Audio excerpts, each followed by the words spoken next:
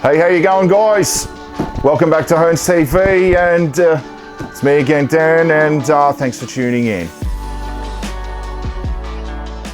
As per usual, I'm going to take you through an unboxing video of a really cool model that I think that everybody out there in hobby enthusiast land and everyone watching YouTube, you really need to know about this one. Guys, today I have an aircraft, very famous aircraft from the Second World War, and it is none other than the B-25 Mitchell, the B-25J to be precise. Now, there are a lot of different variants of this, the B-25. Nearly 10,000 of them were made during the duration of its operational life, and the J model was the most numerous. Nearly 50% actually out of all of the variants was the J model. First flew 1940 and entered service 1940 as well, I'm pretty sure. And yeah, it was probably the best and most versatile twin-engine medium bomber of the entire war. The US Air Force used them. So did the Soviet Air Force through the Lend-Lease program. The Dutch also used it. The Royal Australian Air Force used it too. Didn't take delivery of them until 1944 and ended up replacing the Beauforts. But yeah, I'll tell you a little bit more about the B-25 as we go along, and let's have a look at what's inside this box, shall we? So yeah, now this is from the wonderful people at Hong Kong Models, and it's a 48 scale. Now, I know that a lot of the videos I've done with Hong Kong Models in the past, and one thing that Hong Kong Models is now famous for is the really big kits, the 32 scale, but they're getting into the 48s, like with the B-17s that you may have seen. This is part of the Mitchell series. So because there are several variants of the B-25, I'm looking forward to more 48 scale variants of the B-25, and glorious box art, like really beautiful. You can see what a gorgeous aircraft this was. Another thing about Hong Kong Models is they don't really cut any corners on appearance, and yeah, which is a good thing. You want it to be as appealing as possible. So let's have a look on the inside. Put that down there. Now, all the little things that they chuck in just to make the kit a little bit better, enhance the experience and the happiness of the customer are always good. And they've included a poster with a picture on the front. And that is a really good touch, actually. Well done, Hong Kong Models. That's a very good touch. I like that a lot. So over there, then we'll have a look at the instructions. Now, big instruction booklet. Excellent. And there's that picture again, color. Oh, very good, very good. And they've even included a little bit of color with the shading on the instructions there. And as you can see, there's going to be some photo-etched parts. We'll see those a little bit later. And we'll flick through. Very good instructions, nice big pages. Yeah, and let's see if we can get to decal sheets.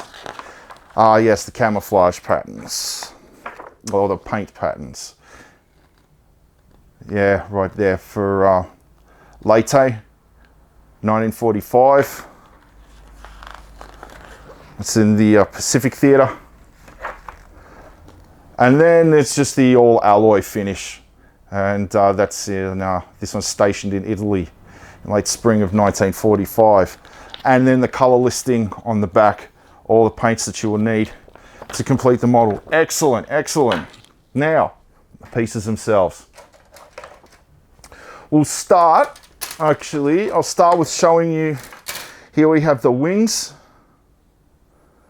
and the engine nacelles, which is twin engine, as I was saying before, a medium bomber.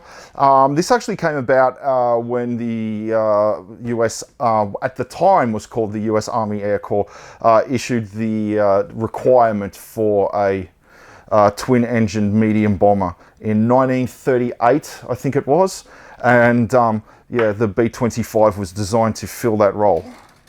And let's have a look here, guys. Now, as you can see, panel lines are beautiful, and details, exquisite details, guys. And I don't know if you can tell, if the camera can show it or if the light can show it, but along where the panels meet, the riveting is very fine and almost very discreet to add adds like super realism. Yes, excellent, excellent. Very impressed already. And again, oh, there's the underside of the wing and the top part just there. Now, and then the fuselage. Two-part fuselage, and yeah, you're going to need some fairly fine bladed side cutters there to get the little pieces out in between where the firing ports were. Turret up there for a gunner, a side gunner, the tail gunner, and this is where the pilot and co-pilot would sit, and then there's the nose gunner and the bombardier. And once again, the riveting details, very fine, very discreet, and the panel lines all there, all of the access ports, bomb bay, excellent. And you see, for it's a 48 scale, so you can see it's still fairly decent size, actually. I did a 48 scale B-25 many years ago. It wasn't a Hong Kong Models one. I actually don't remember who made it, but I really enjoyed it. It turned out so well. It was the solid nose, the strafer version with all the machine guns, actually. Had a big yellow bird face on the front of it. And now let's have a look. What do we got here? The tail section and some of the control surfaces for actually flying the aircraft. There's the unmistakable H tail that was on the B-25. Pretty decent bomb load too, and it carried so many guns. They had so many guns on the B-25, especially the not so much the earlier models, but once the versatility of the B-25 came apparent and they put more guns in the nose, there was just immense amounts of fire it could put out. And then you have the vertical surfaces on the H-tail, bomb bay doors, and all of the tail, the rest of the tail just there. Put that off to the side. Now, what do we got here?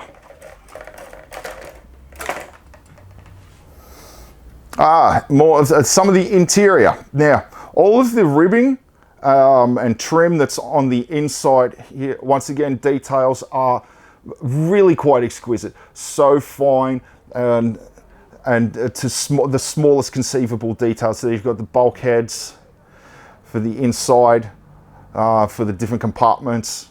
That looks to be the cockpit where the pilot and co-pilot would be sitting, and then the instruments at the front. And some of the wheels that would be part of the landing gear. As you can see, they get a little bit flat there and there, so they're weighted, so you know which part of it is actually on the ground. There'd be a fair bit of weight in that plane.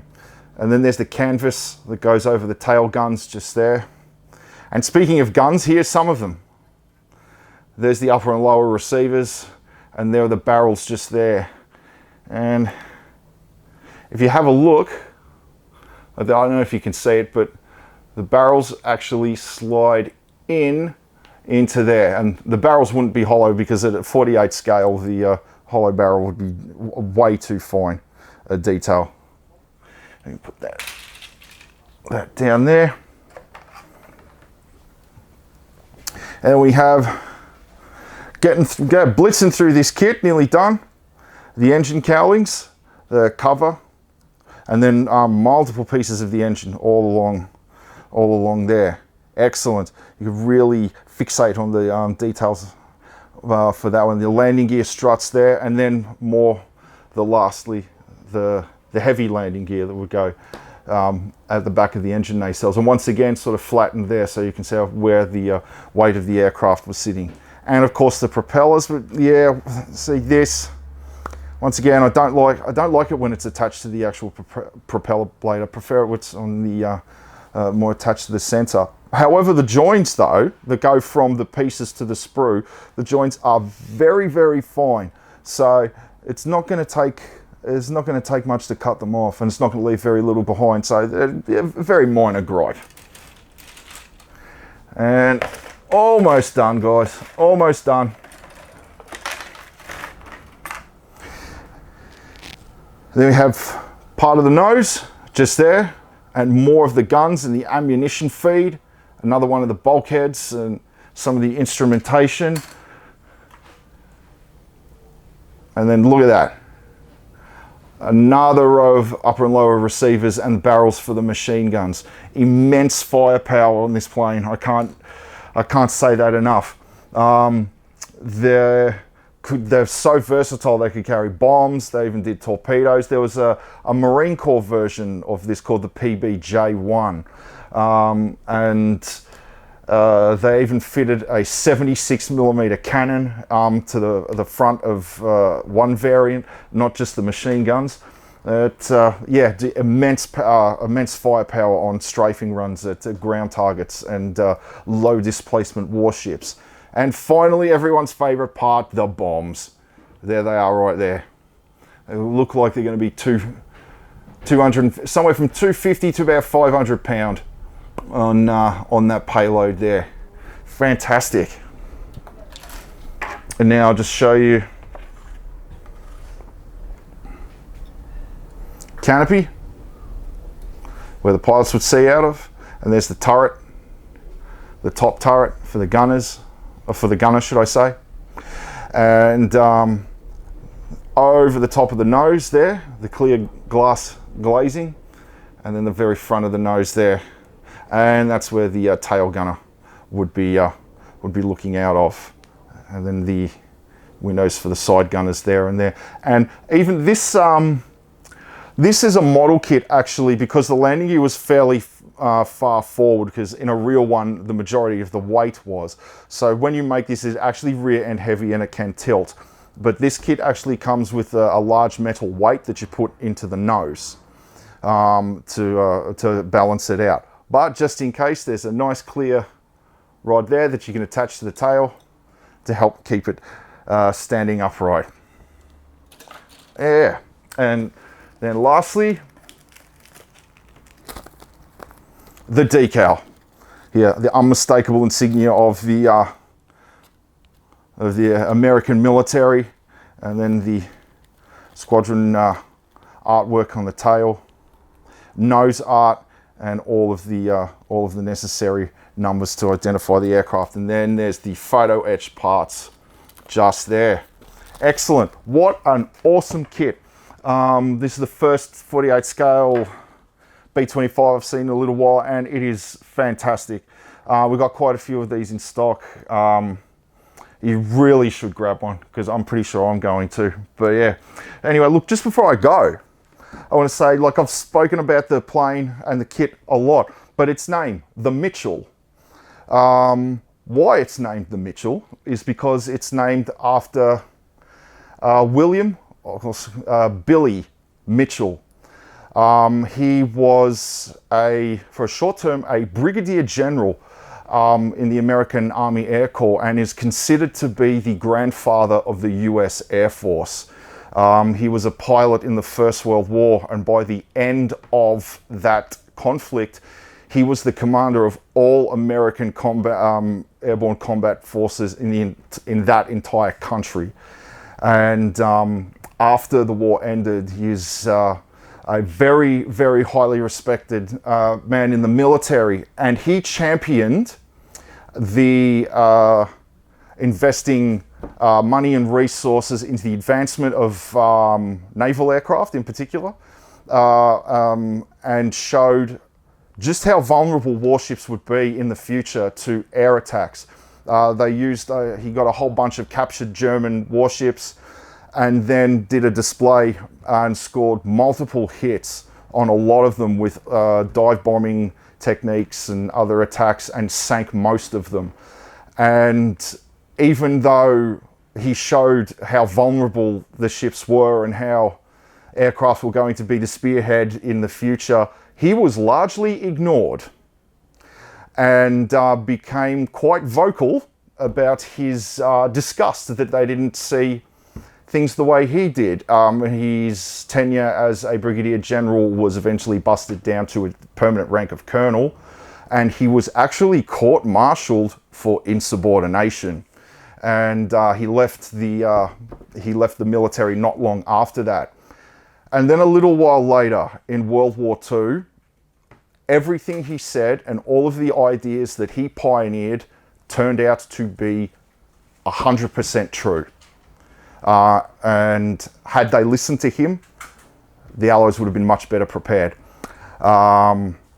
But unfortunately, that was a vindication he didn't get to see because he passed away in 1936 at the age of 56. Billy Mitchell, an amazing man, a very brave man, but unfortunately way ahead of his time. So yeah, you should read about him. Yeah, anyway, thanks for tuning in, guys. Thanks for listening to me go on about this stuff yet again. Awesome kit. Grab one. Hong Kong models. Got to give you top marks on this one, guys. It's really, really good. Keep up this quality. Yeah, absolutely. All right, cool. Once again, I hope to see you in store sometime soon. And as always, rock and roll. Cheers.